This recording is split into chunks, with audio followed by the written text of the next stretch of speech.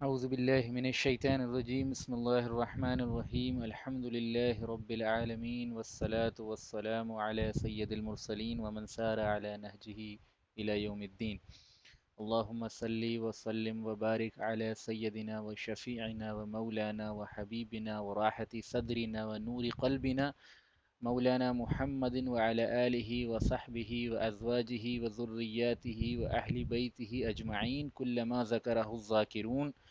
وغفل عن ذكره الغافلون رب اشرح لي صدري ويسر لي أمري واحلل عقدة من لساني يفقه قولي آمین یا رب العالمین۔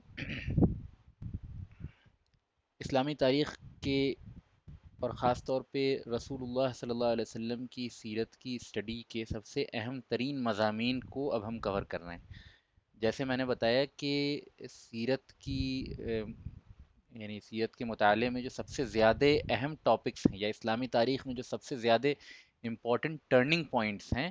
ان میں سے ایک ہے جنگ بدر، جس کی تفصیلی اسٹڈی ہم کرنے جا رہے ہیں نا، غزوہ بدر بھی کہتے ہیں اس کو۔ جس طرح سے ہجرت کی اہمیت ہے اسلام کے اندر، جس طریقے سے نبی صلی اللہ علیہ وسلم پہ جو نبوت کا سلسلہ شروع ہوا اور آپ پہ پہلی وحی کا نزول ہوا، وہ انتہائی اہم ٹرننگ پوائنٹ اور انتہائی اہم مضامین میں سے ایک اہم مضمون تھا۔ اسی طریقے سے جنگ بدر جو ہے اسلام کی مدنی تاریخ میں سب سے اہم ترین ڈے، سب سے اہم ترین ٹرننگ پوائنٹ کہا جا سکتا ہے بلا اختلاف۔ یعنی اس میں کوئی دو رائے نہیں ہے کہ اگر پورے مدنی اسلام کی انالیسس کی جائے تو کوئی بھی انسیڈنٹ بیٹل آف بدر سے زیادہ اہمیت رکھتا ہے، یہ نہیں ہے نا۔ اسی طرح پورے مکی اسلام کا جائزہ لیا جائے تو جو سب سے زیادہ اہمیت کا حامل ہے وہ واقعہ معراج ہے نا۔ مکی اسلام میں واقعہ معراج جو ہے وہ سب سے زیادہ اہمیت کا حامل ہے، یعنی نبوت کے ملنے کے بعد کی بات کر رہا ہوں۔ تو اسی طریقے سے مدنی زندگی میں یہ سب سے زیادہ اہم انسیڈنٹ ہے، تو ظاہر ہے کہ اس کو ہم کچھ قدر تفصیل کے ساتھ پڑھیں گے، اور جہاں تک میرا اسٹیمیٹ ہے، جہاں تک میرا اندازہ ہے کہ انشاءاللہ تعالی 6 سے 7 لیکچر میں ہم اس کو کور کریں گے، پورے بیٹل آف بدر کو 6 to 7 lectures, most probably 7 lectures میں اس کو ہم کور کرنے کی کوشش کریں گے۔ ہو سکتا ہے کہ 6 میں بھی کور کر لیں، جس طریقے سے ہم نے معراج کو جو 6 لیکچرز میں کور کیا تھا، تو موسٹ پروبیبلی بدر کو بھی 6 لیکچر میں یا 7 لیکچر میں کور کرنے کی کوشش کریں گے۔ تو انتہائی اہم ہے اور اسلامی تاریخ کا بہت بڑا ٹرننگ پوائنٹ ہے، بہت بڑا ٹرننگ پوائنٹ ہے۔ اور نبی صلی اللہ علیہ وسلم نے جتنی جنگیں لڑی ہیں ان میں سب سے زیادہ اہمیت کا حامل واقعہ جو ہے، سب سے زیادہ اہمیت کی حامل اگر کوئی جنگ ہے تو وہ یہ۔ چوتھی اہم چیز یہ ہے کہ انسانی تاریخ میں، جیسا کہ احادیث وغیرہ میں آتا ہے، کہ انسانی تاریخ میں ابلیس جو ہے کبھی بھی اتنا ذلیل نہیں ہوا جتنا جنگ بدر کے موقع پہ ہوا، کبھی بھی اتنا شکستہ حال نہیں ہوا جتنا جنگ بدر کے موقع پہ ہوا۔ چنانچہ بعض روایتوں کے اندر آتا ہے کہ رسول اللہ صلی اللہ علیہ وسلم نے فرمایا کہ جنگ بدر کے بعد سب سے زیادہ ابلیس جو ہے وہ ذلیل ہوتا ہے عرفہ کے دن، یعنی جو عرفہ کا دن ہوتا ہے نا، اس دن سب سے زیادہ ذلیل ہوتا ہے، کیونکہ سب سے زیادہ بڑی تعداد میں انسانوں کو اللہ تعالیٰ جہنم سے آزاد کرتے ہیں، یعنی اس دن سب سے زیادہ بڑی تعداد میں اللہ تعالیٰ ان لوگوں کو جہنم سے آزاد کرتے ہیں جو اپنے گناہوں کے سبب جہنم کے حقدار ہو چکے ہوتے ہیں، ہے نا۔ تو ظاہر ہے کہ شیطان تو انسانوں کا ابدی دشمن ہے، تو اس پہ سب سے زیادہ گرا یہی چیز گزرے گی نا کہ انسانیت کی ایک بہت بڑی تعداد جو ہے وہ جہنم کے عذاب سے بچ جائے، یہ سب سے زیادہ گراں ہے شیطان کے اوپر، ابلیس کے اوپر۔ تو اسی لیے عرفہ کے دن جو ہے وہ سب سے زیادہ ذلیل ہوتا ہے شیطان، لیکن اس سے بھی زیادہ ذلیل ہوا، جیسا کہ احادیث کے اندر آیا ہے، وہ جنگ بدر کے موقع پہ ہوا۔ تو اس سے بھی اس چیز کی اہمیت جو ہے مزید واضح ہوتی ہے، ٹھیک ہے نا۔ تو باقی اور مزید تفصیلات ہیں، اس کے مزید فضائل ہیں، وہ تو اپنے موقع پہ آ جائیں گے۔ لیکن کچھ تمہیدی بات میں پہلے کرنا چاہتا ہوں، ان میں سے ایک اور بات یہ ہے، جیسے ابھی 3 4 پوائنٹس میں نے رکھے، ان میں سے ایک پوائنٹ اور یہ بھی ہے کہ صحابہ کرام رضوان اللہ علیہم اجمعین میں وہ حضرات جو جنگ بدر میں شامل ہوئے تھے ان کی فضیلت باقی تمام صحابہ کے اوپر زیادہ ہوتی ہے۔ یہ بھی اس جنگ کی اہمیت کو واضح کرتا ہے نا کہ جو صحابہ بدر میں شامل ہوئے تھے، اچھا جن بھائیوں کا کوئی سوال ہو ان کو لاسٹ کے لیے بچا کے رکھیں، کیونکہ میں بیچ بیچ میں جواب نہیں دے پاؤں گا، تو آپ سوال کو بچا کے رکھیں۔ باقی انشاءاللہ تعالی میں لاسٹ میں سوال جواب لے لوں گا. تو ان یعنی وہ صحابہ بھی ممتاز ہیں باقی تمام عامت الصحابہ کے اوپر جو جنگ بدر میں شامل ہوئے تھے، لہٰذا یہ بھی ان کی فضیلت، اور یعنی اگر ان کی فضیلت ہے تو یہ فضیلت اس جنگ کی وجہ سے ہے، لہٰذا اس جنگ کی اہمیت اور اسلامی تاریخ میں اور اللہ کی نگاہ میں اس جنگ کی قدر و قیمت جو ہے مزید واضح ہوتی ہے. ایک اور بات یہ ہے کہ حضرت عمر بن خطاب رضی اللہ عنہ جب بھی کوئی فیصلہ کرتے اپنے دور خلافت میں جس میں مشورہ درکار ہوتا تو ہمیشہ جو ہے تمام اصحاب بدر کو جمع کرتے، یعنی جتنے بھی ان کے زمانے میں زندہ تھے، اور پھر ان سے مشورہ کر کے جو ہے پھر فیصلہ کرتے تھے. تو یہ بھی مانا، یعنی صحابہ کرام میں عام تصور یہ تھا کہ اصحاب بدر دین کا سب سے زیادہ فہم رکھتے ہیں، ہے نا، سب سے زیادہ انڈرسٹینڈنگ رکھتے ہیں، لہٰذا ان سے رائے زیادہ لی جاتی تھی. ٹھیک ہے نا. تو یہ ساری چیزیں ہیں جو اس بات کو مزید درشاتی ہیں کہ یہ واقعہ کتنا اہم ہے. کوئی ایک انسیڈنٹ، یعنی کسی صحابہ میں یہ کیٹیگری نہیں تھا کہ اصحاب احد، یا یہ کیٹیگری نہیں تھا کہ اصحاب حنین، یہ کیٹیگری نہیں تھی کہ یعنی کہ اصحاب فتح مکہ، یہ کیٹیگریز نہیں تھی، لیکن یعنی ان کیٹیگریز نہیں تھیں، اور ایک کیٹیگری موجود تھی، یعنی ایک جنگ کے ساتھ، صرف ایک بیٹل کے ساتھ ایسوسیٹڈ ایک سرٹن سیکشن تھا صحابہ کرام کا جن کو ایک امتیازی حیثیت حاصل تھی. تو یہ بھی بہت بڑی بات ہے نا اس جنگ کی فضیلت کو مزید یہ کرنے کے لیے. تو یہ چند باتیں ہیں بیٹل آف بدر کے تعلق سے، اور اس پہ ڈیٹیلز وغیرہ تو اپنے وقت پہ آ ہی جائیں گی. بدر نام کیوں پڑا اس جنگ کا؟ نام جو ہے جنگ بدر کیوں کہا جاتا ہے، اس کو بیٹل آف بدر کیوں کہا جاتا ہے؟ کیونکہ یہ جس مقام پہ ہوا، جس پلین میں ہوا تھا، جس علاقے، جس زمین کے جس خطے میں یہ جنگ ہوئی تھی، اس وہاں پہ ایک کنواں تھا، اور اس کنویں کا نام تھا بدر، ہے نا. تو بدر در حقیقت ایک کنویں کا نام تھا، اور اس کنویں سے ایسوسیٹڈ جو پلینز تھا آس پاس میں، اس پورے علاقے کو بدر کہا جاتا تھا. اچھا، بدر صرف کنویں کا نام بھی نہیں تھا، بلکہ بدر اس شخص کا نام تھا جس نے یہ کنواں کھدوایا تھا کئی سو سال پہلے، نبی صلی اللہ علیہ وسلم کے وجود سے کئی سو سال پہلے ایک شخص تھا، اس کا نام تھا بدر بن یخلد. بدر بن یخلد. تو اس نے جو ہے یہ کنواں کھدوایا تھا اس علاقے میں. یہ راستے میں پڑتا تھا، یہ کوئی شہری علاقہ نہیں تھا، یہ کوئی آبادی والا علاقہ نہیں تھا، راستے میں پڑتا تھا. تو مسافروں کے لیے اس نے جو ہے وہ کنواں کھدوایا تھا، تو اس کا نام، اس کے نام پہ وہ اس کنویں کا نام پڑ گیا، یعنی بدر کا کنواں. اور پھر اس کنویں کے شہرت کی وجہ سے وہ پورا پلین جو ہے وہ میدان بدر کہا جانے لگا، اور اس پلین میں چونکہ یہ جنگ ہوئی تھی تو اس کو جنگ بدر اس وجہ سے کہا جاتا ہے. ٹھیک ہے نا، یہ بات سمجھ میں آ گئی ہوگی. تو یہ کچھ تمہیدی گفتگو تھی. اب ہم ذرا یعنی کہ بیک گراؤنڈ کی طرف چلتے ہیں، جو ہم جس چیز کو پڑھنے جا رہے ہیں اس کے، یعنی جنگ بدر. تو جیسا کہ پچھلی لیکچرز میں، یعنی لاسٹ لیکچر میں تو ہم نے ایک کیس اسٹڈی کی تھی کہ یہود کے تعلق سے ان کی تھوڑی سی ہسٹری اور قرآن نے ان پہ کیا تبصرہ کیا ہے. اس سے پہلے کہ اگر آپ لیکچرز یاد کریں تو ہم نے یہ بتایا تھا کہ چھوٹے چھوٹے ایکسپیڈیشنز جو ہیں، سریہ جس کو کہا جاتا تھا، وہ رسول اللہ صلی اللہ علیہ وسلم نے بھیجنے شروع کر دیے تھے مدینے کی ابتدائی دور سے. یعنی تھوڑا سا بھی استحکام ہوا اس کے بعد سے آپ نے یہ ایکشنز لینا شروع کر دیا تھا، جس کے تھرو آپ جو ہیں مختلف جو کیراوانس ہوتے تھے ان کی انفارمیشن گیدر کرتے تھے، اور قریش کے نقل و حرکت کی انفارمیشن اپنے پاس رکھتے تھے. اور بسا اوقات جو ہے 30-50 لوگوں کے ایک چھوٹے ایکسپیڈیشن کو بھیجتے تھے، حالانکہ ان کو جنگ کا حکم نہیں ہوتا تھا، لیکن وہ ایک کہتے ہیں نا کہ مارچ کرنا، ہے نا، وہ مارچ کرتے تھے وہ ایکسپیڈیشنز، تاکہ قریش کو ایک اندازہ ہو جائے کہ یہ راستہ جو ہے وہ اتنا آسانی سے ان کے لیے ایکسیسیبل نہیں رہے گا، یا ان کی اکانومی اور ان کا ٹریڈ جو ہے وہ رسول اللہ صلی اللہ علیہ وسلم کی مدنی ریاست کے قیام کے بعد اسی پرامن طریقے سے قائم نہیں رہے گا جس طریقے سے پہلے تھا.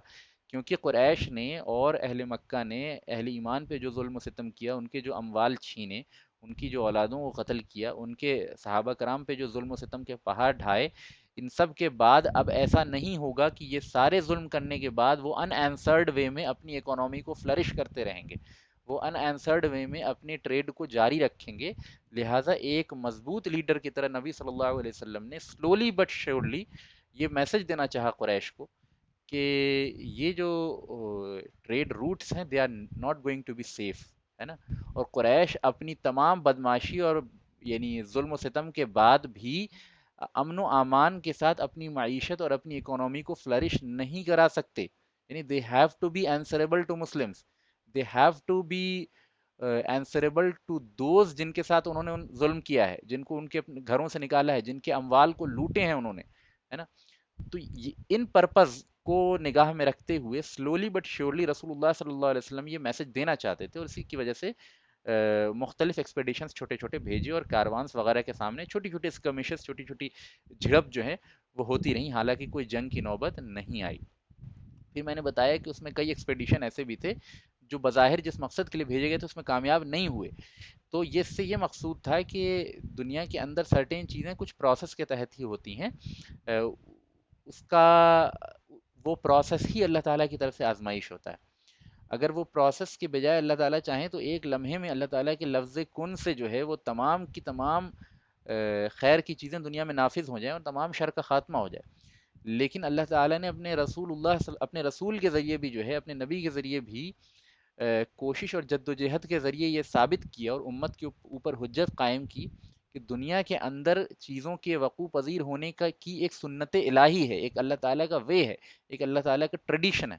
اسی کے تحت وہ وجود میں آتی ہیں۔ یعنی اگر کوئی جنگ جیتنا ہے تو اسے لڑائی کرنی پڑے گی، اگر کسی کو کوئی فتح پانی ہے تو پھر قربانی دینی پڑے گی، ہے نا؟ کسی کو کوئی ایکسپیڈیشن میں جانا ہے تو ظاہر ہے آرام اور کمفرٹ وغیرہ کی قربانی دینی پڑے گی۔ تو یہ ساری چیزیں ہم صحابہ کرام کی زندگی سے دیکھتے ہیں، یعنی 6-7 ایکسپیڈیشن میں 2-3 ہی تھے جو اپنے مقصد میں کامیاب ہو پائے، ان میں سے 2-3 ایسے تھے جو بظاہر جس پرپز کے لیے بھیجا گیا تھا اس میں کامیاب نہیں ہوئے۔ تو اٹ آلسو شوز کی فتح جو ہے وہ ایک دم سے نہیں آ جاتی، بلکہ مختلف اور continuous some field and some successful attempts کے بعد جو ہے وہ فتح و نصرت کا حصول ہوتا ہے نا۔ یہ ایک چیز تھی۔ دوسری چیز یہ کہ قریش کی طرف سے بھی مسلمانوں کے بعض قافلے اور اہل مدینہ کے اونٹ وغیرہ کے لوٹنے کا انسیڈنٹ جاری رہا تھا، حالانکہ رسول اللہ صلی اللہ علیہ وسلم نے جو بھی ایکسپیڈیشن بھیجا اس میں سے کسی نے بھی جو ہے وہ جنگ نہیں کی، مال وغیرہ نہیں لوٹے ان کے، لیکن قریش نے یہ بدتمیزی کر دی تھی، تو اور جو ہے یہ ٹینشن اور ٹسل جو ہے گرو ہو چکا تھا اہل ایمان اور یعنی اصحاب مدینہ اور اصحاب مکہ کے درمیان، یوں کہہ لیجیے۔ تو اس کے نتیجے میں کیا ہوا کہ اب قریش زیادہ محتاط ہو گئے تھے، ہے نا؟ اب قریش جو ہیں وہ زیادہ احتیاط برتنے لگے تھے، اور ان کا جو ڈیلیگیٹس وغیرہ، ان کا جو ٹریڈ کیروان جاتا تھا وہ زیادہ بڑی تعداد میں جاتا تھا، یعنی اب پہلے جو ہیں وہ 40-50-100 لوگوں کا کیروان جاتا تھا، اب انہوں نے اس کو بڑھا کے 300-500، اور جس انسیڈنٹ کی ہم بات کرنے جا رہے ہیں اس میں تقریباً 1000 کی تعداد میں جو ہے وہ ٹریڈ کیروان ان کا گیا، ٹھیک ہے نا؟ تو یہ کچھ تبدیلیاں تھیں جو ٹریڈ ڈائنامکس میں آ رہی تھیں due to the political tussle between Medina and Mecca, due to the political tussle between Muslims of Medina and Quraysh primarily speaking, ٹھیک ہے نا؟ تو یہ بات، اور اس کی ایک مثال ہم یعنی پہلے بھی پڑھ آئے ہیں کہ جب سعد ابن معاذ رضی اللہ عنہ اسی موقع پہ، اس سے کچھ وقت پہلے جو ہیں مکہ گئے عمرہ کرنے کے لیے، تو وہاں امیہ کے مہمان بنے تھے، ہے نا؟ امیہ بن خلف کے مہمان بنے تھے، تو سعد ابن معاذ مدینہ کے بڑے لوگوں میں سے تھے، مدینہ کے بڑے لیڈرز میں سے تھے۔ تو جب وہاں پہنچے اور طواف کر رہے تھے تو ابو جہل نے ٹوکا بھی تھا، وہ واقعہ ہم 2-3 لیکچر پہلے پڑھ کے آئے ہیں، تو ابو جہل نے ٹوکا بھی تھا اور کہا تھا کہ تم اتنے امن و امان کے ساتھ، آرام کے ساتھ مکے میں طواف کر رہے ہو، اور تم نے ہمارے یہاں سے بھاگے ہوئے بے دین لوگوں کو، مرتد لوگوں کو، یعنی اہل ایمان کے بارے میں وہ کہہ رہا تھا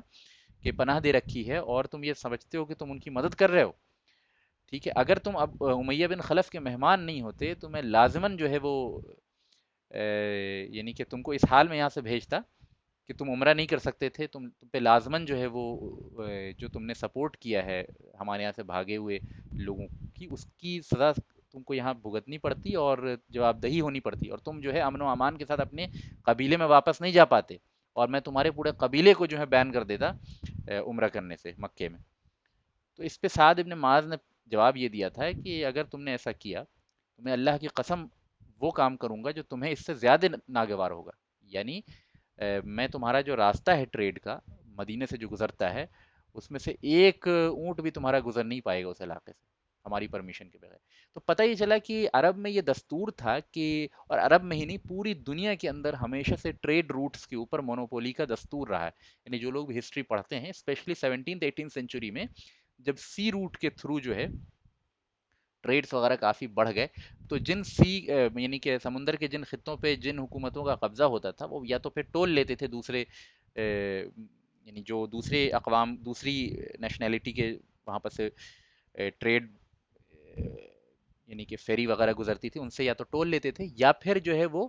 ان کی مونوپولی ہوتی تھی اور بغیر ان کی مرضی کے اور بغیر ان کی چاہت کے اس علاقے سے نہیں گزر سکتے تھے. تو یہ اس وقت کی بات نہیں ہے، ہر زمانے میں جو ہے ٹریڈ روٹس پہ ہر طاقتور قوم کی مونوپولی رہتی ہے، اور اس کے ذریعے وہ اسٹریٹجک ایڈوانٹیج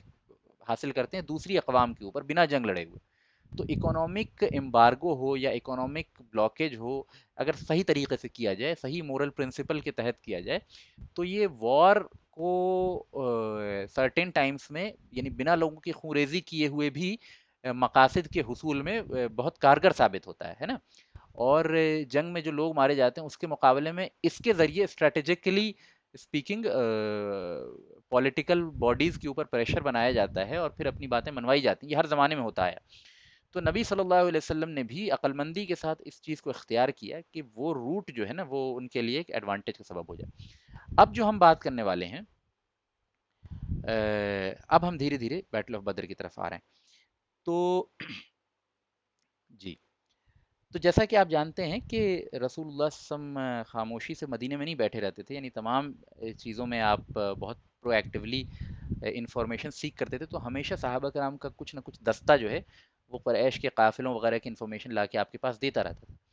تو یہ جو قافلہ تھا نا قریش کا، جو ابو سفیان کی لیڈرشپ میں شام سے واپس آ رہا تھا، بلاد الشام سے ٹریڈ کر کے یہ واپس آ رہا تھا. رومیوں کے ساتھ ان کا ٹریڈ ہوتا تھا، جیسا کہ اللہ تعالیٰ نے سورہ قریش کے اندر فرمایا نا کہ رحلت الشتاء والصیف، کی جارے اور گرمیوں کے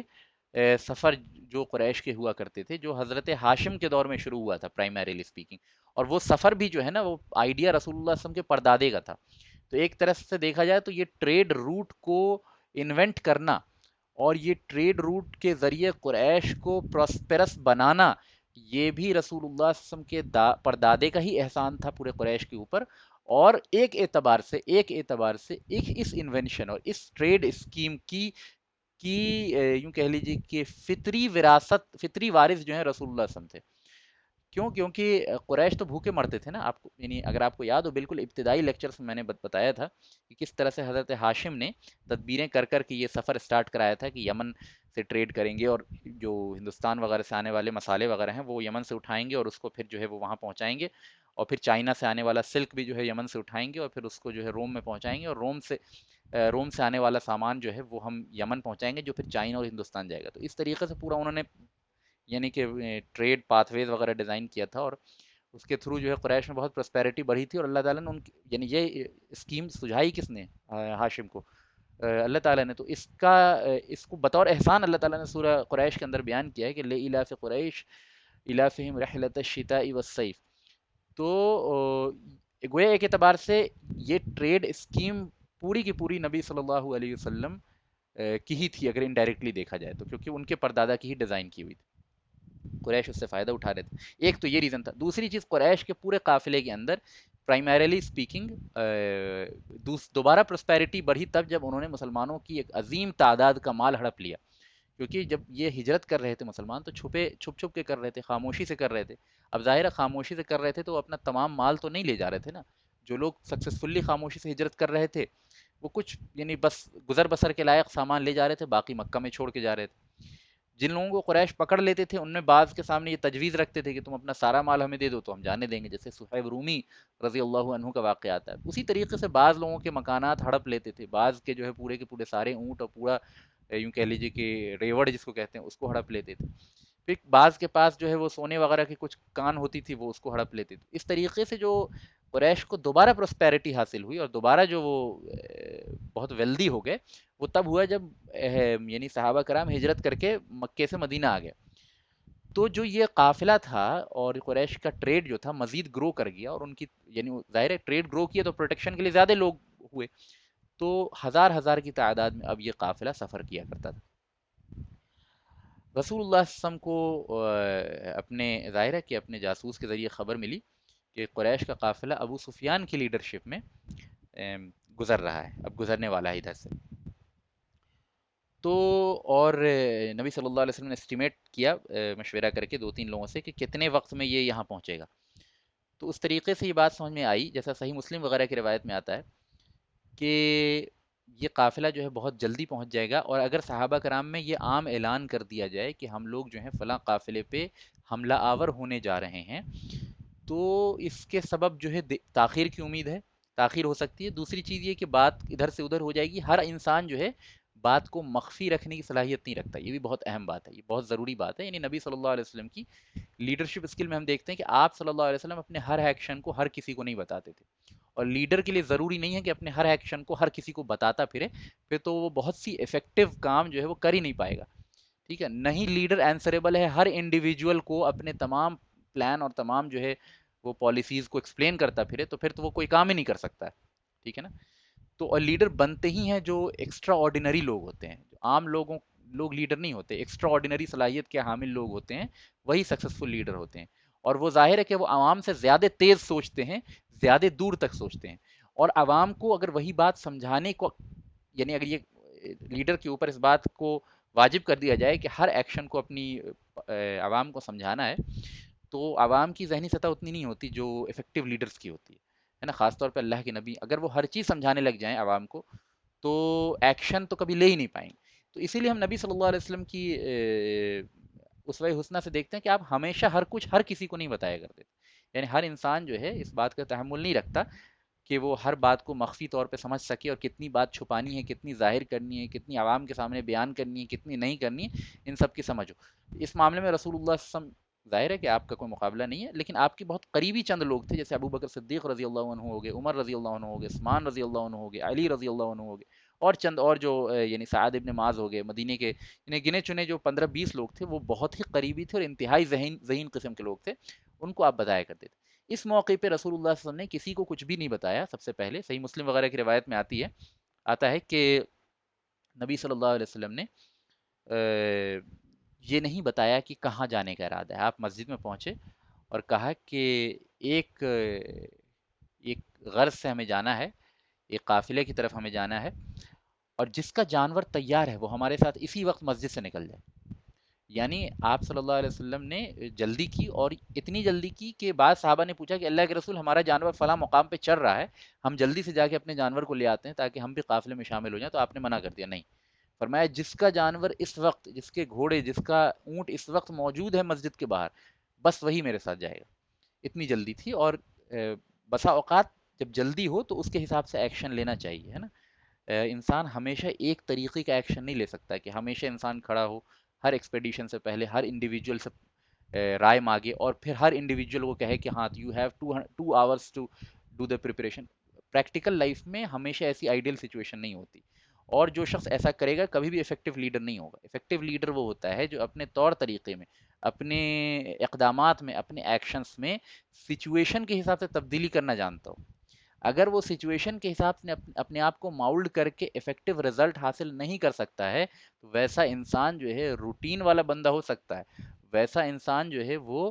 ایک ماڈریٹ لیڈر ہو سکتا ہے، ایک میڈیوکر قسم کا قائد ہو سکتا ہے، لیکن وہ کبھی کوئی بہت گریٹ لیڈر نہیں بن سکتا۔ گریٹ لیڈرز وہ ہوتے ہیں جو سچویشن، موقع، محل کی مناسبت سے اپنے ایکشنز میں تبدیلی کر کے افیکٹو رزلٹ کے حصول پہ پوری قدرت رکھتے ہوں، ٹھیک ہے نا؟ بہت اہم بات ہے نبی صلی اللہ علیہ وسلم کی، آپ مختلف مقامات پہ اس چیز پہ غور کریں گے تو آپ کو سمجھ میں آئے گا کہ آپ ہمیشہ ایک طریقے سے بیہیو نہیں کرتے تھے، نہیں آپ ہمیشہ ایک طریقے سے ایکشن لیتے تھے، نہیں آپ ہمیشہ ایک طریقے سے مشورہ کرتے تھے لوگوں سے، ہے نا؟ تو ہر موقع اور ہر situation certain form of action کو ڈیمانڈ کرتی ہے، اس کی بہت ہی گہری سمجھ، اور اس گہری سمجھ کو یوز کرتے ہوئے ایکشن پلان ڈیزائن کر کے اس کو افیکٹولی امپلیمنٹ کرنا، یہ انتہائی اہم اسکل ہے، اور یہ انتہائی ریئر ہوتی ہے۔ یہ بہت سے لوگ سمجھ سکتے ہیں کہ میرے اندر یہ صلاحیت ہے اور ہمارے اندر یہ صلاحیت ہے، لیکن ایسا نہیں ہوتا ہے نا؟ وہ پریکٹیکل جب سچویشن آتی ہے تب سمجھ میں آتا ہے کہ حقیقی لیڈر کون ہے، ٹھیک ہے؟ تو نبی صلی اللہ علیہ وسلم نے فوراً کہا کہ جو اس وقت بس تیار ہے وہ ہمارے ساتھ چلے۔ بہرحال اسی طریقے سے جو ہے وہ معاملہ ہوا۔ اب اس میں مزید کچھ تفصیلات ہیں جو آپ کے سامنے میں بیان کرتا ہوں آگے، ٹھیک ہے؟ اچھا، ایک اور چیز، ادھر ابو سفیان کے بارے میں آپ کو چند بات بتا دوں کہ ابو سفیان بھی انتہائی ذہین آدمی تھا، حالانکہ کافر تھا اس وقت، لیکن انتہائی ذہین آدمی تھا، اور ہم دیکھتے ہیں کہ ابو سفیان کے اندر کچھ قدرے نوبلٹی موجود تھی، یعنی ابو جہل وغیرہ کے اندر دیکھتے ہیں کہ وہ انتہائی گر کر اس نے نبی صلی اللہ علیہ وسلم سے دشمنی کی. لیکن ابو سفیان باوجود دشمن ہونے کی اور اکثر جنگوں میں قائد ہونے کی، یعنی اس جنگ بدر کے علاوہ جتنی جنگیں اس کے بعد ہوئی ہیں سب میں کفار قریش کی طرف سے لیڈر کون رہا ہے؟ ابو سفیان رہا. اس کے باوجود ابو سفیان کے اندر کچھ ایسی چیزیں تھیں جس کی وجہ سے وہ نبی صلی اللہ علیہ وسلم سے دشمنی میں بہت ہی نیچی سطح پہ نہیں اترا، کبھی نہیں اترا. تو پھر اللہ تعالیٰ نے بالآخر جو ہے ان کو ایمان کی توفیق دی فتح مکہ کے بعد، اور جو ہم تفصیل سے پڑھیں گے. اور پھر جو ہے وہ اسلام لائے، اور پھر وہ صحابی، ظاہر ہے کہ سابقون اور اولون والے صحابی میں نہیں گنے جاتے، لیکن بہرحال درجۂ صحابیت پہ وہ بھی پہنچے اور فتح مکہ کے بعد انہوں نے اسلام قبول کیا. تو ان کی تفصیل اپنی جگہ آئے گی، لیکن ابو سفیان اپنی ذہانت کے لیے بھی بہت مشہور تھے. تو ابو سفیان کو جب یہ معلوم چلا اچھا معلوم نہیں چلا، ابھی بات کو سمجھیے. میں پہلے بتا چکا ہوں کہ قریش کا قافلہ جو ہے محتاط ہو چکا تھا، اور قریش کی بہت ہی اہم یہ ٹروپ تھا جس کو لے کے ابو سفیان نکل رہا تھا سیریا سے، یعنی شام سے مکے کی طرف. تو وایا مدینے کے آؤٹسکرٹ ہوتے ہوئے گزر ہوتا ہے، یعنی بدر کے پلینس ہوتے ہوئے. اچھا ہاں، بدر کے بارے میں ایک چیز بتانا بھول گیا کہ بدر جو ہے وہ سمجھیے کہ ساؤتھ ویسٹ آف مدینہ میں تقریباً 250 کلومیٹر ہے، یعنی مدینے سے تقریباً 250 کلومیٹر ہے، 250 کلومیٹر فرام مدینہ. اب ظاہر ہے کہ آج کے دور میں جو گاڑیاں تیز ہیں تو وہ 2 گھنٹے لیتی ہیں، تقریباً 1.5 2 گھنٹے وہاں لیتی ہوں گی. لیکن اس زمانے میں تقریباً 3 دن لگ جاتا تھا وہاں پہنچنے میں، یعنی مدینہ سے بدر کے علاقے میں پہنچنے میں 3 دن تقریباً. تو 250 کلومیٹر. بہرحال یہ مدینے کے آؤٹسکرٹ سے ابو سفیان کا قافلہ نکل رہا تھا. تو ابو سفیان اور قریش کی عام عادت یہ ہو گئی تھی کہ جب وہ اس علاقے سے اب نکلتے تھے نا تو بہت محتاط نکلتے تھے، بہت یعنی کہ پوری چوکنا ہو کے نکلتے تھے. لیکن یہ قافلہ انتہائی اہم تھا، یہ قافلہ بہت زیادہ مال و اسباب لے کے جو ہے لوٹ رہا تھا. چنانچہ ایک روایت میں آپ کو بتا دوں 50,000 اشرفی کا مال تھا، ٹھیک ہے نا. 50,000 اشرفی بہت بڑی قیمت ہوتی ہے، یعنی میلینز میں کہہ لیجیے آپ، ایگزیکٹلی نہیں جانتا ہوں میں، لیکن تقریباً میلینز کے آس پاس جو ہے وہ تھے. اور اس میں یعنی لشکر جو تھا اس کی تعداد 1,000 کے لگ بھگ تھی، اور اس میں صرف 40 محافظ تھے، یعنی 40 people were armed expert in fighting and all of them other people were traders, ہے نا. وہ they were not expert, they were able to defend them self but they were not expert fighters. تو اس طریقے سے یعنی یہ بہت ہی وردی قافلہ تھا، بہت ہی یعنی ویلتھ کے اعتبار سے، اکانومی کے اعتبار سے بہت ہی امپورٹنٹ پراسپیکٹ تھا، لیکن اس کا ڈیفنس اتنا اسٹرانگ نہیں تھا، ٹھیک ہے نا. ابو سفیان نے اس چیز کو جب محسوس کیا تو جب وہ مدینے کے آؤٹسکرٹ سے تھوڑا باہر ہی تھا، یعنی اس علاقے سے، اس پٹی سے جب نکلنے والا تھا، تب اس نے جو ہے اپنا ایک میسنجر جو ہے تیز رفتار گھوڑے پہ بھیج دیا مکے والوں کے پاس کہ ممکن ہے کہ یہ قافلہ چونکہ انتہائی اہم ہے اور اس میں بہت بڑی اماؤنٹ آف ویلتھ ہے، تو ممکن ہے کہ محمد اور اس کے ساتھی جو ہیں حملہ آور ہو جائیں. ظاہر ابو سفیان بھی انٹیلیجنٹ تھا، اس نے سمجھ لیا تھا اس بات کو کہ چانسز ہیں، اور کیونکہ وہ جانتا تھا کہ رسول اللہ صلی اللہ علیہ وسلم جو ہیں وہ ہر ایکشنز کی خبر رکھتے ہیں. تو اس نے کیا مکے والوں کو یہ خبر بھجوائی کہ تم جو ہے محافظ یعنی تحفظ کے لیے آؤ، اور اس قافلے کی پروٹیکشن کے لیے آگے آؤ، تاکہ جو ہے محمد اور اس کے ساتھیوں کی ہمت نہ ہو کہ اس قافلے پہ حملہ آور ہو سکے. تو ابھی ابو سفیان کو یہ معلوم نہیں تھا کہ رسول اللہ صلی اللہ علیہ وسلم اس کی تیاری کر رہے ہیں، لیکن اس کے باوجود احتیاطی تدابیر کے طور پہ اس نے جو ہے وہ اہل مکہ کو خبر بھیجوائی. تو جو شخص جو مطلب میسنجر بن کے گیا تھا ابو سفیان کا، مکہ پہنچا تو اس نے عرب کی جو قدیم روایت تھی، عرب کی قدیم یعنی کہ جو رسم تھی کہ ایسا کوئی میسنجر آئے جو مدد کے لیے اپنے ہی قوم کے قافلے کی مدد کے لیے، مدد طلب کرنے کے لیے اگر آتا تھا تو وہ اپنے علاقے میں پہنچ کے اپنے اونٹ کی کان وغیرہ کاٹ دیتا تھا، ٹھیک ہے نا. اور اونٹ کے اوپر جو سیڈل رکھا ہوتا تھا اس کو الٹ دیتا تھا، اور پھر جو ہے زور زور سے ندا لگاتا تھا. تو بہرحال وہ اپنے علاقے میں پہنچا، اس نے یا معاشر القریش اور پھر کر کے وہ کچھ جو ان کے ٹیکنیکل ورڈز ہوا کرتے تھے اس سے شاؤٹ کیا تاکہ قریش کے لوگ باہر آئیں، اور کہا کہ اے قریش والوں، اپنے تجارتی قافلے کی خبر لو، تمہارا مال جو ابو سفیان کے ساتھ ہے، محمد اپنے آدمیوں کو لے کے ممکن ہے کہ اس کے یعنی اب اس نے وہاں سے ابو سفیان نے یہ خبر بھجوائی تھی کہ کہو کہ ممکن ہے کہ محمد ایسا کر سکتے ہیں صلی اللہ علیہ وسلم. یہ جب یہاں پہنچا اس نے کہا کہ محمد اپنے ساتھیوں کو لے کے یعنی کہ آدھم کے ہیں اور وہ حملہ آور ہونے والے ہیں، اور مجھے امید نہیں ہے کہ تم اپنے مال کو پا سکو گے، لہذا دوڑو اپنے قافلے کے تحفظ کے لیے۔ اب ذرا تصور کریں کہ پورے اہل مکہ کا مال جو ہے اور ان کی پوری اکانومی اس قافلے میں تھی، ٹھیک ہے نا؟ تو ایگرنس تھی کہ بھائی کسی طرح اس کو بچانا ہے۔ دوسری یہ کہ اب قریش کا غصہ اس لیے بھی بھڑک گیا ہے کہ یہ جو ہمارے یہاں سے بچے بھاگے ہیں، ہمارے یہاں سے گمراہ مرتدین بھاگے ہیں، مدینے والوں کا ان کو ساتھ حاصل ہو گیا ہے، یہ ہمارے یہاں یعنی ایک تو یہ اس لیے بھی بہت اریٹیٹڈ تھے کہ ساری قوت کے باوجود اس چھوٹے سے اسلامی چراغ کو بجھا نہیں پائے۔ اب وہی چراغ اتنا طاقتور ہو گیا ہے کہ ہماری اکانومی، ہماری ٹریڈ لائن پہ حملہ آور ہو جائے، یعنی یہ ان کے لیے مزید جو ہے وہ غصے کے اور غیظ و غضب کے بھڑکانے کا سبب ہوا۔ لہٰذا تمام جو لیڈرز تھے قریش کے، وہ سب کے سب جو ہیں غصے سے بھڑک اٹھے، اور انہوں نے کہا کہ نہیں بالکل ہم جائیں گے اور ہم جنگ کریں گے، اور ابو جہل نے سب کو جو ہے تیار کیا، جوش دلایا، اور پھر جو ہے بہت جوش و خروش کے ساتھ جتنے بڑے بڑے لیڈران تھے مکے کے، وہ سب کے سب جو ہے اپنے جنگی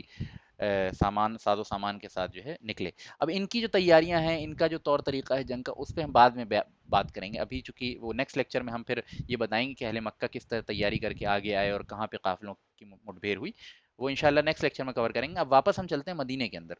تو وہاں کیا صورتحال ہے۔ اب ظاہر ہے کہ جب نبی صلی اللہ علیہ وسلم کو یہ خبر بھی مل گئی کہ ابو سفیان جو ہے محتاط ہو گیا ہے اور وہ اپنے قافلے کا ہو سکتا ہے راستہ بدل کے نکل جائے، اور اس نے خبر بھجوا دی ہے مکے میں، تو جیسے ہی رسول اللہ صلی اللہ علیہ وسلم کو یہ خبر ملی، تو اللہ تعالیٰ نے آپ صلی اللہ علیہ وسلم کے دل میں ایک بات ڈالی۔ وہ بات یہ ڈالی کہ مکے سے ایک جنگجو قافلہ جو ہے وہ آ رہا ہے، اس قافلے کے یعنی جو ٹریڈ یعنی تجارتی قافلہ ہے اس کے تحفظ کے لیے، ٹھیک ہے نا؟ اور ایک قافلہ وہ ہے جو تجارتی قافلہ ہے ابو سفیان کی قیادت میں، اور ایک قافلہ وہ ہے جو مکے سے آ رہا ابو جہل کی قیادت میں جنگ کرنے کے لیے۔ اور اللہ تعالیٰ نے تم سے یہ وعدہ کر رکھا ہے کہ ان دونوں قافلوں میں سے کسی ایک کو تمہارے حوالے کر دے گا، یعنی کسی ایک کے اوپر تمہیں لازماً فتح عطا فرمائے گا۔ اب ظاہر ہے اللہ تعالیٰ چاہتا تو یعنی کہ اس قافلے کا تعین کر کے فکس کر کے اس کے کس وقت فتح ہوگی، گھنٹہ گھڑی اور سیکنڈز تک بتا سکتا تھا، لیکن کچھ انفارمیشن مخفی رکھنا، کچھ باتوں کا نہ بتانا، یہ بھی امتحان یہ بھی امتحان کے لیے ہی ہوتا ہے۔ اپنے اپنے آڈیوز کو آف رکھیں آپ لوگ۔ تو امتحان کے غرض سے تھا، تو اللہ تعالیٰ نے یہ بتایا نبی صلی اللہ علیہ وسلم کو ان دو قافلوں میں سے کسی ایک کو تمہارے حوالے اللہ تعالیٰ کر دے گا۔ اب ظاہر ہے کہ صورتحال تبدیل ہو گئی تھی۔ اس سے پہلے جو ہے رسول اللہ صلی اللہ علیہ وسلم نے جب صحابہ سے نکلنے کو کہا تھا تو سچویشن کچھ اور تھی، اور اب سچویشن کچھ اور ہے۔ تو اس بار رسول اللہ صلی اللہ علیہ وسلم نے دوبارہ جو ہے صحابہ کرام سے کنسلٹنسی کی، اور ان کے سامنے یہ بات رکھی کہ یہ دو قافلہ ہے، اللہ تعالیٰ نے دونوں میں سے کسی ایک کو تمہارے حوالے کرنے کا وعدہ کیا ہے، تمہاری کیا رائے ہے کہ کس قافلے کی طرف ہم لوگوں کو چڑھائی کرنی چاہیے۔ اب صحابہ میں تھوڑا سا اختلاف ہوا اس موقع پہ، اور یعنی بہت بڑی تعداد میں صحابہ میں جو سینئر صحابہ تھے ان میں اکثر کی رائے یہی تھی کہ جو ابو سفیان کا قافلہ ہے، ظاہر ہے اس کی طرف چڑھائی کی جائے، اور اس قافلے پہ قابض ہو جائیں تو اس کے اموال اور اس کے مال وغیرہ سے جو ہے وہ ہم مدینے کی اکانومی سدھار سکتے ہیں، کیونکہ ظاہر ہے اس مال کا اکثر حصہ جو ہے یعنی اہل مکہ مہاجرین کا ہی تھا، مہاجرین کی حالت جو ہے اس سے درست ہو سکتی ہے، اور پھر یہ کہ جو ریاست اسلامیہ ہے اس کو مزید مستحکم کیا جا سکتا ہے، اور پھر جو ہے مکہ سے جنگ کی جا سکتی ہے استحکام کے بعد، مضبوطی کے بعد۔ تو یہ بہت یعنی کوئی خراب رائے نہیں تھی، مناسب رائے تھی، اور صحابہ میں بہت بڑی تعداد اسی رائے کے قائل تھے۔ کچھ صحابہ کی رائے یہ بھی تھی کہ نہیں، وہ جو ابو جہل کا قافلہ اس سے جنگ لڑی جائے، اور تاکہ جو ہے وہ کفار قریش کے بڑے بڑے جو لیڈرز ہیں ان کا خاتمہ کیا جائے، اور پھر جو ہے کفر کے اوپر ایک اسلام کی شوکت قائم ہو جائے۔ نبی صلی اللہ علیہ وسلم کے کوئی ایک کسی رائے نبی صلی اللہ علیہ وسلم نے اپنے رائے کا کوئی اظہار نہیں کیا، لیکن غالب گمان یہ ہے، جیسا کہ بعض قرائن سے پتہ چلتا ہے، کہ نبی صلی اللہ علیہ وسلم کی رائے یہی تھی کہ ابو جہل والے قافلے کی طرف بڑھا جائے، ٹھیک ہے۔ لیکن صحابہ میں عظیم اکثریت کی یہی رائے تھی کہ جو ہے وہ ابو سفیان کے قافلے کی طرف چڑھائی کی جائے، اور چونکہ یہ کوئی شرعی مسئلہ نہیں تھا، کوئی ایسا مسئلہ نہیں تھا جس میں کوئی حکم اللہ تعالیٰ کی طرف سے اترا تھا، تو ظاہر غیر شرعی مسئلے میں پریکٹیکل مسائل کے اندر مشاورت کے ذریعے سے جو ہے فیصلہ کیا جانا عین اسلامی اصول کے مطابق ہے، یعنی جب تک اللہ تعالیٰ کا کوئی قانون یعنی کہہ لیجیے کہ کوئی فکس حکم نہ ہو، تب تک مشورہ جو ہے وہ سنت ہے، اللہ تعالیٰ کی طرف سے مشروع ہے، اللہ تعالیٰ نے اس کا حکم دیا ہے، یعنی قرآن کے اندر بھی، اور یہ نبی صلی اللہ علیہ وسلم کی بھی سنت ہے۔ ہاں اگر کسی چیز میں اللہ کا حکم اتر چکا ہے، ظاہر ہے اس میں پھر مشورے کی کوئی حیثیت نہیں ہے، یعنی اگر اللہ تعالیٰ نے یہ حکم کر دیا کہ شراب حرام ہے،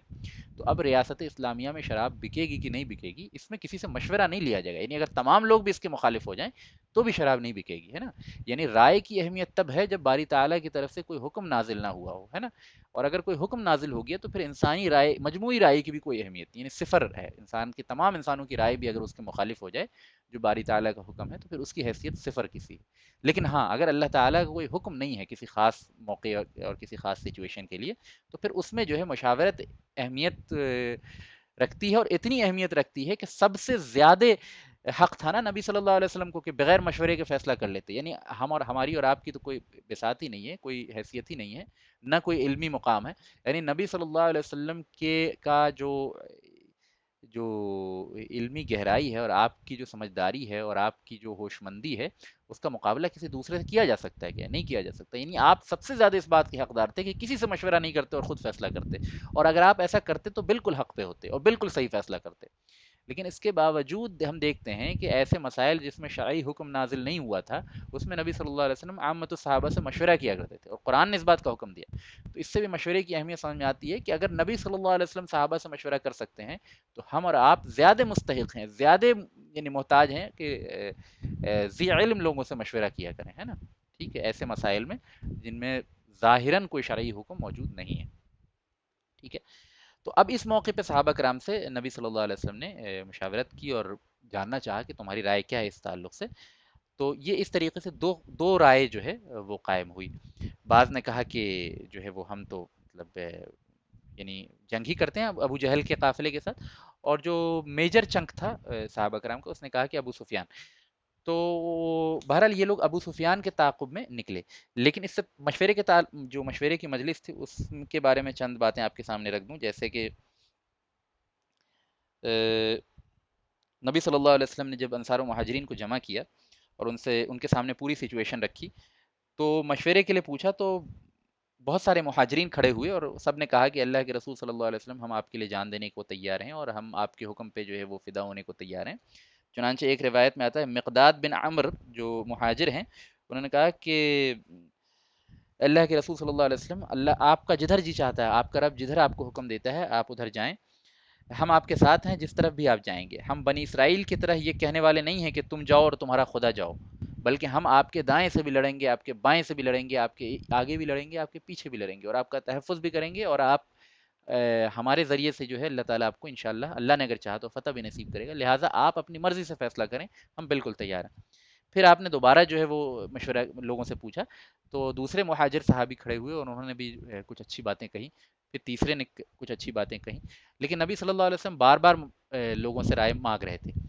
تو انصار مدینہ نے اس بات کو سمجھ لیا کہ ممکن ہے کہ نبی صلی اللہ علیہ وسلم ہم سے جو ہے وہ رائے چاہ رہے ہوں، کیونکہ دیکھو ایک چیز تو بہت فطری تھی نا کہ مہاجرین کے دل میں قریش کو لے کے جو آگ بھڑک رہی تھی وہ بہت فطری تھی، کیونکہ ظاہر ہے قریش نے جو ان کے ساتھ کیا تھا اس کے نتیجے میں ان کے دلوں میں جو قریش کو لے کے ایک یعنی یوں کہہ لیجیے غصہ و غیظ و غضب بھڑکا ہوا تھا، ایک فطری جذبہ تھا، اور نبی صلی اللہ علیہ وسلم مدینے کے اندر رہ رہے تھے اور انصار نے آپ کو جو ہے وہ یوں کہہ لیجیے کہ اپنے گھر میں بسایا تھا، تو انصار کے اسٹیٹمنٹ کی بھی بڑی اہمیت تھی، ہے نا؟ اور انصار سے سجیشن لینے کی بھی بہت کے پیچھے ایک بڑی حکمت تھی، اور یہ شو کرتا ہے کہ نبی صلی اللہ علیہ وسلم اگر کسی نے آپ کے اوپر احسان کیا تو آپ اس کے احسان کو اس احسان سے بڑھ کے ادا کرنے والے تھے، اور یہ ایک حکمت بھی بتاتی ہے لیڈر کی، کہ لیڈر کو یہ معلوم ہونا چاہیے کہ اسٹیک ہولڈرز کون کون ہیں، یعنی کون لوگ ہیں جو میرے اس فیصلے سے افیکٹڈ سب سے زیادہ ہیں، جو سب سے زیادہ افیکٹڈ ہیں اور جن کا کنسرن لیسٹ ہے، ان کا ڈیسیزن میکنگ میں سب سے زیادہ سے ہونا چاہیے۔ مثال کے طور پہ اگر میں کسی کے دوسرے کے گھر میں رہ رہا ہوں اور وہ لوگ اپنی شرافت کی وجہ سے میری عزت کر رہے ہیں اور میری باتوں کو مان رہے ہیں، تو ایسا نہیں ہے کہ میں اپنا حکم چلاتا رہا ہوں اس گھر میں، بلکہ میں چھوٹی چیز بھی کروں تو میں کوشش کروں کہ ان کے گھر والوں کی رائے لی جائے، ہے نا؟ اس گھر والوں کی رائے لی جائے۔ تو یہی ایک شریف آدمی کے، ایک عقلمند انسان کی، ایک حکیم لیڈر کی، ایک حکیم قائد کی پہچان ہوتی ہے نا؟ کہ وہ اگر کسی سے مدد لیتا ہے یا کسی سے نصرت لیتا ہے تو پھر اپنے شریفانہ بیہیویئر سے اس مدد کا صحیح حق بھی ادا کر دیتا ہے نا؟ لہٰذا رسول اللہ صلی اللہ علیہ وسلم اس بات کو جانتے تھے کہ انصار نے مدد کی ہے، اور آپ چاہتے تو خود سے فیصلہ لے سکتے تھے نا، لیکن آپ نے ایسے موقع پہ مہاجرین کے بڑھ چڑھ کے جوش سے جواب دینے کے باوجود ان کے جوش کے بنا پہ فیصلہ نہیں کیا، جب تک کہ انصار مدینہ نے جو ہے وہ آپ کو جواب نہیں دیا، کیونکہ دے ویئر دا لائک وہ بہت بڑے اسٹیک ہولڈرز تھے نا، مہاجرین تو اپنا سب کچھ گنوا کے آ چکے تھے، تو اب ان کے لیے کچھ لاس کرنے کے لیے نہیں تھا، وہ حد سے حد ان کا فائدہ ہی ہوگا اس جنگ سے، لیکن انصار ایک سیف اینڈ سیکیورڈ انوائرمنٹ میں اپنی گھر بار کے درمیان رہ رہے ہیں، ہے نا؟ اب اگر جنگ ہوگی تو انصار کے پاس کھونے کو بہت کچھ ہے، تو they have the most to lose, ہے نا؟ They are the greatest stakeholders, اور ان کا بہت یعنی مہاجرین کی طرح ان کا سینہ جو ہے غصے سے بھڑک بھی نہیں رہا فطری اعتبار سے، تو ان کا سے ہونا چاہیے اس جنگ کے اندر زیادہ، لہٰذا جب آپ صلی اللہ علیہ وسلم نے بار بار پوچھا تو سعد ابن معاذ رضی اللہ عنہ، جانتے ہیں سعد ابن معاذ رضی اللہ عنہ بڑے بلند مقام صحابی ہیں مدینے میں، انصار میں یوں کہہ لیجیے کہ سب سے اونچا مقام اگر کسی کا ہے انصار میں تو سعد ابن معاذ کا ہے رضی اللہ عنہ، تو انہوں نے وہ کھڑے ہوئے اور انہوں نے کہا کہ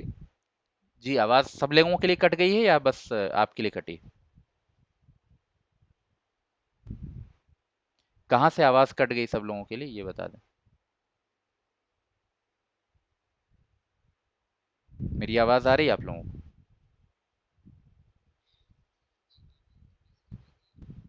جی جی جزاک اللہ خیر، چلیے انشاءاللہ کنٹینیو کرتے ہیں،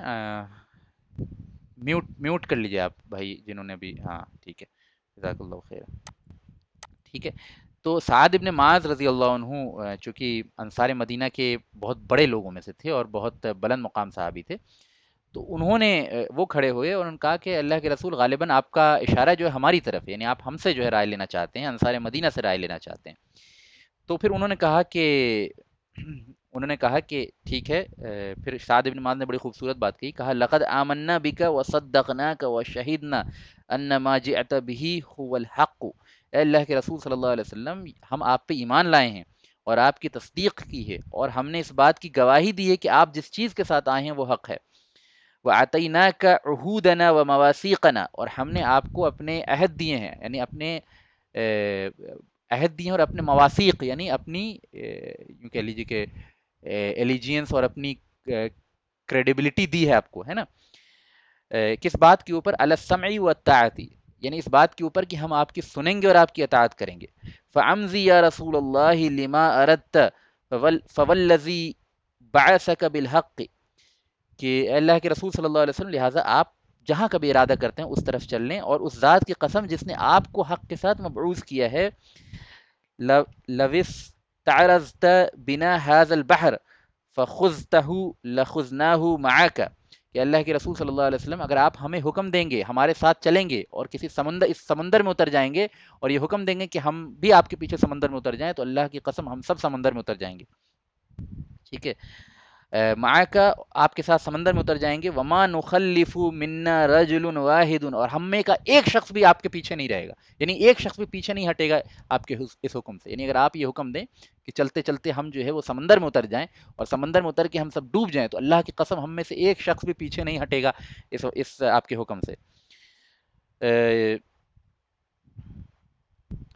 اور پھر کہا کہ اللہ کے رسول ہم اس چیز کو ناپسند نہیں کرتے کہ ہم دشمنوں سے مقابلہ آرائی کریں، بلکہ ہم اس بات کو پسند کرتے ہیں اور ہم جنگ کو محبوب رکھتے ہیں اور ہم دشمنوں سے مقابلہ آرائی کو پسند کرتے ہیں، اور اللہ نے اگر چاہا تو آپ کو ہمارے ذریعے سے وہ چیزیں دکھائے گا جن سے آپ کی آنکھیں ٹھنڈی ہو جائیں گی، اور اللہ کی قسم جس اللہ نے آپ کو عزت کے ساتھ مبعوث فرمایا ہے، ہم آپ کے دائیں لڑیں گے، آپ کے بائیں لڑیں گے، آپ کے آگے لڑیں گے اور آپ کے پیچھے لڑیں گے، یہاں تک کہ اللہ آپ کو ہمارے ذریعے سے وہ چیزیں دکھا دے گا جس سے آپ کی آنکھیں ٹھنڈی ہو جائیں گی۔ تو یہ جو پرجوش خطاب تھا حضرت سعد ابن معاذ کا، اور ظاہر ہے سعد ابن معاذ اپنے بہاف پہ نہیں کہہ رہے تھے، پورے انصار مدینہ کے بہاف پہ کہہ رہے تھے، اس کے ذریعے رسول اللہ صلی اللہ علیہ وسلم کا چہرہ جو ہے وہ چہرہ انور جو ہے خوشی سے دمک اٹھا، جیسے بعض روایتوں کے اندر آتا ہے کہ اس کے بعد نبی صلی اللہ علیہ وسلم کے چہرے پہ خوشی کے آثار جو ہے ظاہر ہو گئے اور آپ جو ہے جنگ پہ آمادہ ہو گئے اور آپ جو ہے وہ تیار ہو گئے کہ یہ جو صحابہ کرام کا قافلہ ہے اس کی قیادت کے ذریعے مدینے سے نکلا جائے اور مدینے سے نکل کے ابو سفیان کے قافلے کا تعاقب کیا جائے۔ یہ الگ بات ہے کہ اللہ تعالیٰ کی مرضی کچھ اور تھی اور ابو سفیان نے راستہ بدل لیا اور وہ اپنے قافلے کو بچا نکلا اور نبی صلی اللہ علیہ وسلم اس کا تعاقب کرتے کرتے بدر میں پہنچے، اور ادھر بدر میں وہ جو ہے وہ ابو جہل کے قافلے سے مقابلہ آرائی ہوگی، آگے ہم اس کی تفصیلی جو ہے وہ اسٹڈی کریں گے، تو انشاءاللہ تعالی یہیں پہ جو ہے آج کی بات کو ختم کرتے ہیں ابھی، یعنی یہ ظاہر ہے کہ میں نے جیسا بتایا کہ بدر جو ہے کنٹینیو رہے گا، تو یعنی نبی صلی اللہ علیہ وسلم اپنے یعنی جو صحابہ کرام کی فوج ہے اس کو لے کے مدینے سے باہر نکلے ہیں ابو سفیان کے تعاقب میں. ادھر ابو جہل وغیرہ کا قافلہ جو ہے مکے سے نکلا ہے، اور مقابلہ جو ہے ان کا بدر کے میدان میں ہوگا. وہ انشاءاللہ کیسے سچویشن بنتی ہے، کیا معاملہ ہوتا ہے، وہ ہم انشاءاللہ جب اس مقام پہ پہنچیں گے تو پڑھ لیں گے. ایک اہم پوائنٹ یہ ہے کہ جو صحابہ کرام کی تعداد تھی جو اس موقع پہ نکلی ہے رسول اللہ صلی اللہ علیہ وسلم کے ساتھ، وہ بہت کم تھی، یعنی 313. اور چونکہ مقصد جو ہے ابو سفیان کے قافلے کا تعاقب تھا، تو لہٰذا ہتھیاروں سے بہت زیادہ لیس نہیں تھے یہ لوگ، یعنی they were not very well equipped with the war equipments. ٹھیک ہے نا؟ تو یہ بھی سبب تھا، پلس ان کے پاس اونٹ بھی بڑے کم تھے، 70 اونٹ تھے 313 کے لگ بھگ صحابہ کے اوپر. تو تقریباً ہر شخص جو ہے 3 یا 4 شخص جو ہے ایک اونٹ کے اوپر باری باری سے سوار ہوا کرتے تھے. پھر گھوڑے بھی ان کے پاس ٹوٹل 2 ہی تھے، ہے نا، اور ہتھیار بھی ہر کسی کے پاس نہیں تھا. تو اس کا بنیادی سبب یہ تھا کہ چونکہ مقصد ابو سفیان کا قافلہ تھا، مقصد جو ہے وہ ابو جہل کے سے جنگ کرنا نہیں تھا، اور ابو سفیان کا قافلہ ظاہر ہے کہ وہ اس میں فائٹرز کم تھے، تو اتنی بڑی تعداد بھی سفیشینٹ تھی، اور بہت زیادہ ہتھیاروں وغیرہ کی ضرورت بھی نہیں تھی، بہت زیادہ جو ہے وہ جنگی اکوپمنٹس کی ضرورت بھی نہیں تھی اس موقع پہ. تو اس وجہ سے بھی یہ بھی ایک سبب تھا جس کی وجہ سے ہم دیکھتے ہیں کہ بدر میں جو صحابہ کرام کی تعداد ہے وہ بھی کم ہے، اور بدر میں جو صحابہ کرام کے پاس تلواریں وغیرہ ہیں وہ بھی کم ہیں. اونٹ بھی 70 ہی تھے اور گھوڑے ٹوٹل 2 تھے. تو اس طریقے سے جو ہے مدینے سے صحابہ کرام کا قافلہ رسول اللہ صلی اللہ علیہ وسلم کی قیادت میں نکلا ہے. ادھر مکے کی کیا اسٹوری ہے، اور پھر یہ کہ مدینے کے اس قافلے میں کچھ اور انسیڈنٹس وغیرہ ہوئے، وہ ساری چیزیں انشاءاللہ تعالی ہم نیکسٹ لیکچر میں کور کرنے کی کوشش کریں گے. اللہ تعالیٰ سے دعا ہے کہ اللہ تعالیٰ اس پڑھنے پڑھانے کو قبول فرمائے، اور اللہ تعالیٰ جو ہے وہ اس کو ہماری نجات کا ذریعہ بنا دے. آمین یا رب العالمین. انشاءاللہ تعالیٰ آپ لوگوں کے سوال جواب کو میں اب ایک ایک کر کے لے لوں گا.